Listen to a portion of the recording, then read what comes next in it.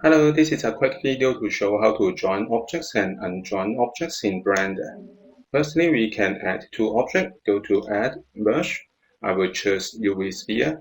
And then I add another object. I will choose Torus. I close up to view it. I want to show the joining objects clearly. I switch the viewport shading into random color. So there is two colors for two objects. To join the object, firstly we select one of the object and then shift-click to select another object and go to Object and choose Join. Or we can use shortcut Ctrl J to join the objects. Now we got one object now and it showed one object in the outliner. To unjoin object, we can use Separate. Firstly, we can select the objects first and go to Edit Mode. Make sure that we select all the meshes. I press A to select all the meshes and go to Merge and Separate.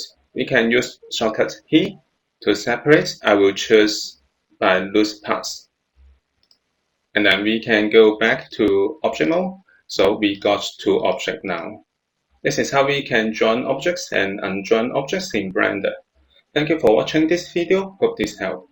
Please subscribe this channel. More video will be shared with you. I'm Martis B. See you in the next video. Bye bye.